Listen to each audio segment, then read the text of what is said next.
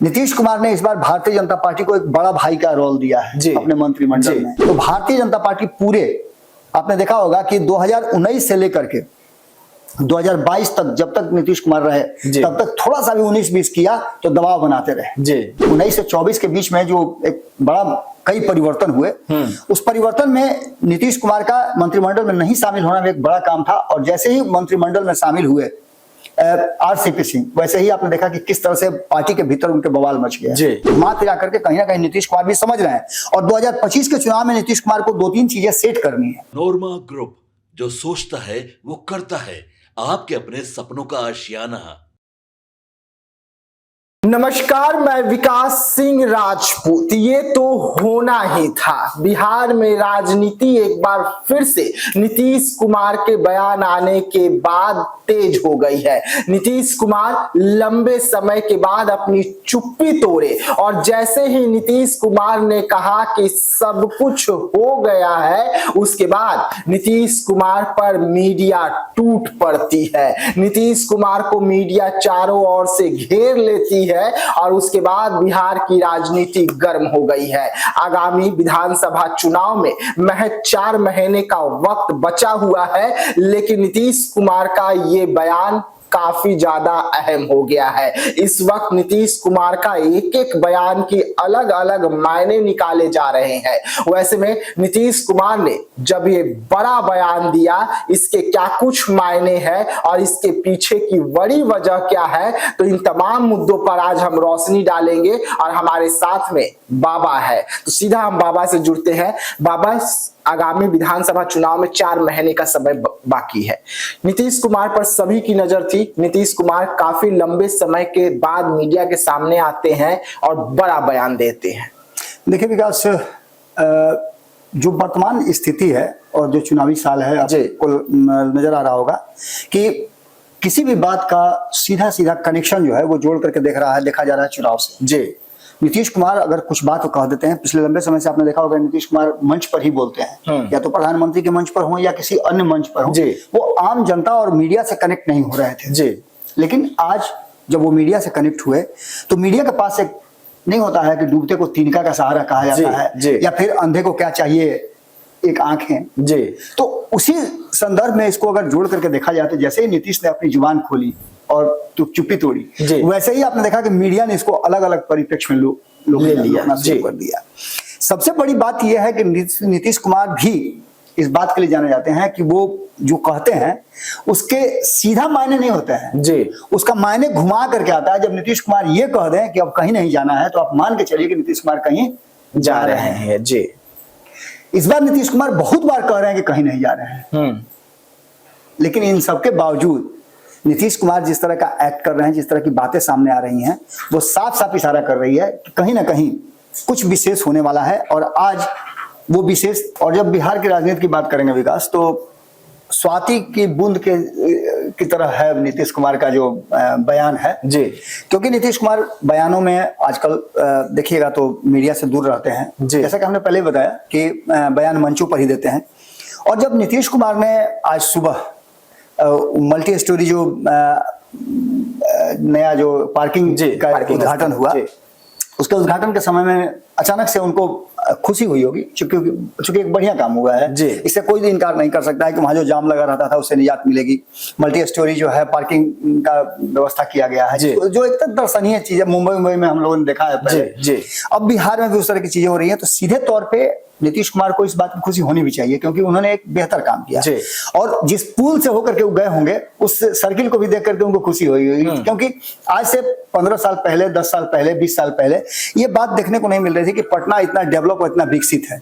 तो इन सभी बातों को लेकर के जो वर्तमान स्थिति बनी है, उसमें एक बात तो साफ नजर आ रही है कि नीतीश कुमार के बयानों को लेकर के मीडिया का उत्सुकता, मीडिया का विभिन्न तरह से उसको विवेचना करना, उसको अलग अलग परिप्रेक्ष्य में लेना, ये तो बनता है। लेकिन इस तरह से एक सामान्य सा चीज को जिस तरह से मीडिया ने पॉलिटिकली उसको कनेक्ट कर लिया, और कनेक्ट भी ऐसा नहीं किया, कहा जाने लगा इसको जोड़ करके सीट शेयरिंग से देखा जाने लगा, हो गया सब कुछ फाइनल हो गया, ये हो गया। देखिए हमने हेडलाइन जो दिया है, उस हेडलाइन में साफ साफ ये है कि क्या एंगल उसका बनता है, लेकिन वास्तविकता यह है कि इसका राजनीति से कोई मतलब नहीं है।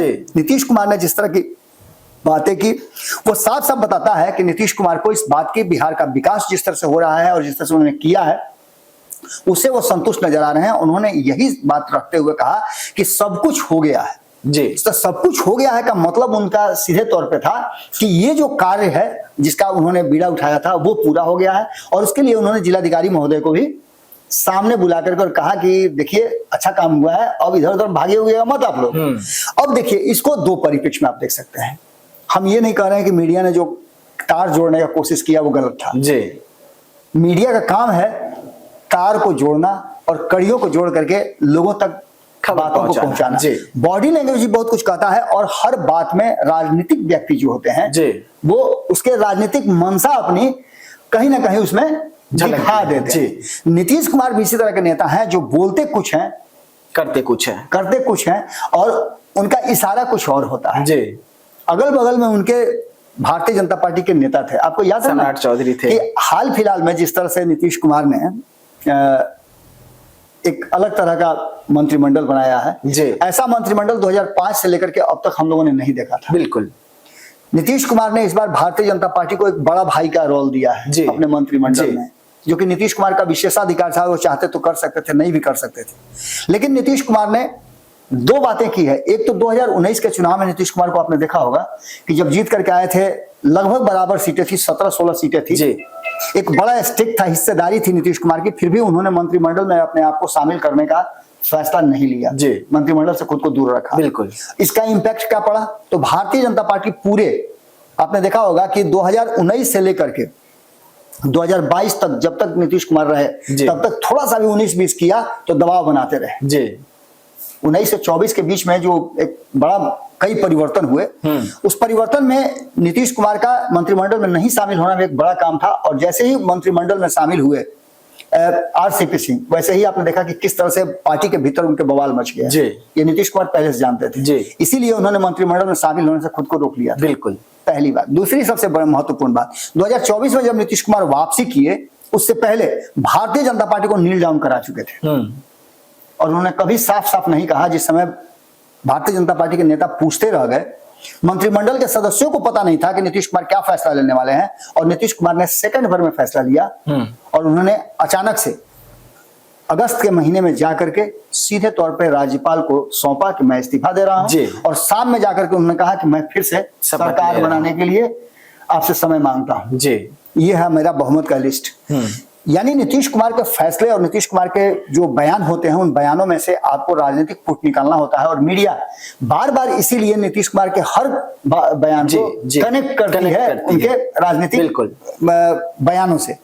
आज के बयान से सीधे तौर पे ये देखा जा सकता है कि जो लंबे समय से विवाद चल रहा है और कल ही आपने एक बहुत महत्वपूर्ण फैसला देखा होगा जी, जो कि चिराग पासवान की तरफ आया। चिराग पासवान की पार्टी ने स्वतंत्र आइडेंटिटी के रूप में अगर कहा है कि वो चुनाव लड़ना चाहती है 2025 में, तो इसके मायने आप समझ सकते हैं।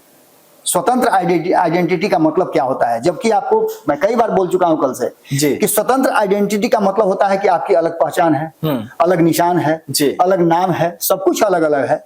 उसके बाद आपको अगर स्वतंत्र आइडेंटिटी चाहिए तो उसके मायने क्या होते हैं वो किसी से छुपा नहीं है, सब कोई को समझ में आता है कि सीट शेयरिंग के समझौता पे दबाव बनाने की कोशिश की जा रही है और ये दबाव नीतीश कुमार भी समझ रहे हैं, भारतीय जनता पार्टी भी समझ रही है और बाकी के लोग भी समझ रहे हैं। चिराग पासवान को इस बार मना लेना भारतीय जनता पार्टी के लिए और नीतीश कुमार के लिए सामंजस्य बिठा लेना ये कोई आसान काम नहीं है जी।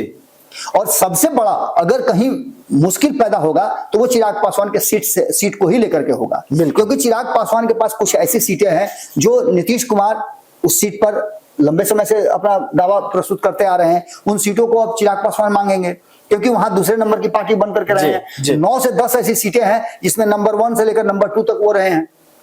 तो इन सारी बदली हुई परिस्थितियों को लेकर के नीतीश कुमार को समझ में आ रहा है कि क्या करना है। इसीलिए नीतीश कुमार बार बार आप देखे होंगे कि जब भी भारतीय जनता पार्टी या अपने मंत्रिमंडल के सहयोगियों के साथ होते हैं तो कुछ ऐसी बातें जरूर कर देते हैं जिसकी चर्चा होने लगती है। आज मीडिया ने भी खुशी जाहिर की कि नीतीश कुमार ने कुछ तो कहा और मीडिया के पास एक बड़ा कहा जाए तो मुद्दा मिल गया जिसमें वो चर्चा शुरू कर चुकी है। दूसरी बात उन्होंने कहा कि अब इधर उधर मत जाइएगा, भागिएगा मत, अब भागिएगा मत। इसका सीधा मतलब है कि वो साफ बता रहे थे कि देखिए हम तो विकास कर ही रहे हैं, हम सब कुछ कर रहे हैं, हम कोशिश कर रहे हैं कि सब कुछ सही से हो जाए जी। उसके बाद भी हम आपसे आग्रह करते हैं कि आप लोग सब एकजुट रहिएगा, भागिएगा मत। ये इशारा कहीं ना कहीं बताता है कि बिहार की राजनीति में आने वाले 2025 के चुनाव में बहुत कुछ अभी होना बाकी है। ये फैसले अभी तक नहीं हुए हैं और इन्हीं फैसलों पर सब कुछ टिका हुआ है। जिस तरह से नीतीश कुमार के छोटे छोटे बयानों को भी एक बड़ा, उसको तिल का तार बना करके ऐसे खींच करके राजनीतिक रूप से उसको व्यवस्थित करने की कोशिश की जाती है राजनीति में, उसके बड़ी मायने होते हैं।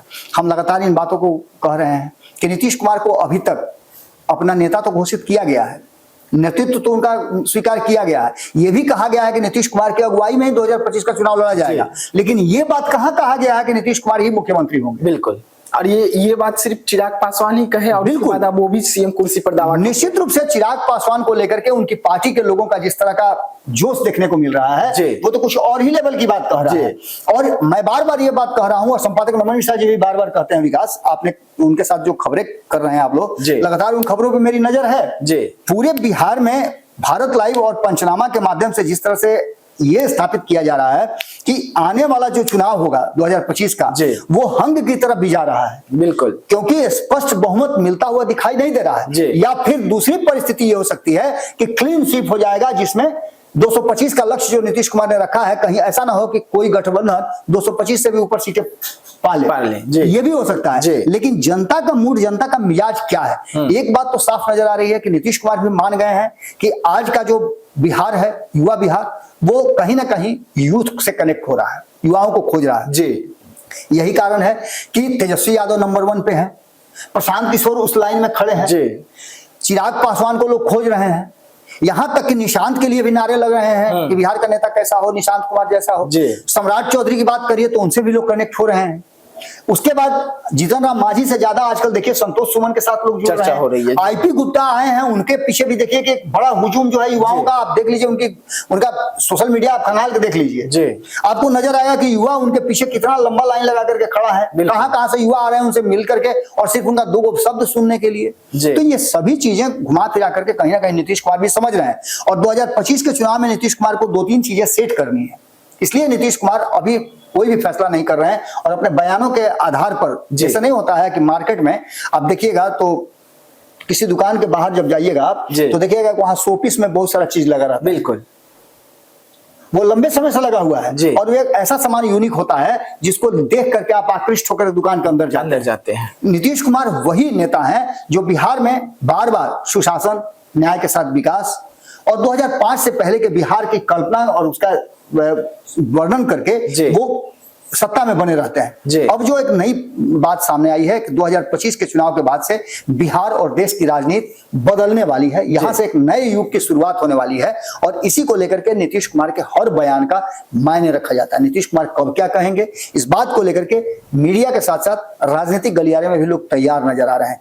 सीधी तौर पर यह बात कही जा सकती है कि नीतीश कुमार ने जो बयान दिया है उस बयान में उनका अगर राजनीतिक कनेक्ट इसका वास्तव में है और वो इशारा है कि राजनीतिक लोगों से, गठबंधन के लोगों से, तो निश्चित रूप से सभी को मिल करके इस बात पर गौर जरूर करना होगा। इंडिया गठबंधन अगर एकजुट रहा तो परिस्थितियां कुछ अलग होंगी। अगर इसमें थोड़ी सी भी 19-20 होता है तो निश्चित मान के चलिए कि आने वाला जो 2025 में सरकार बनेगी, वो सरकार किस रूप में बनेगी उसकी कल्पना अभी से करके हम लोग जैसे लोग तो निश्चित रूप से जो राजनीति को बहुत करीब से देख रहे हैं और परिस्थितियों को जोड़ घटाव करके गुना भाग करके देख रहे हैं, तो हमें तो ऐसा लग रहा है कि आने वाला जो 25 का रिजल्ट होगा वो बड़ा ही चौंकाने वाला होगा। चलिए, तो ये तो होना ही था। नीतीश कुमार बयान दिया और उसके बाद राजनीति तेज ना हो, ऐसा हो ही नहीं सकता। वैसे में नीतीश कुमार ने जो बयान दिया कि सब कुछ ठीक हो गया है, सब कुछ हो रहा है, उसके बाद मीडिया खबरें परोसने लग गई कि सीटों का बंटवारा हो चुका है, सीट शेयरिंग का जो फॉर्मूला फंसा हुआ था उस पर मोहर लग चुकी है और इधर उधर भागिएगा मत। नीतीश कुमार ने जो बयान दिया उसके बाद अब हलचल तेज हो गई थी कि आखिरकार कौन सा नेता, कौन सा दल भागने वाला है जिसको लेकर नीतीश कुमार जो है ये बातें कह रहे हैं। लेकिन नीतीश कुमार का बयान कुछ और था, उसे तोड़ ममोड़ कर पेश किया गया कुछ और तरीके से। तो ऐसे तमाम खबरों के लिए रहिएगा भारत लाइव के साथ, दीजिएगा इजाजत, धन्यवाद। पनोरमा ग्रुप, जो सोचता है वो करता है।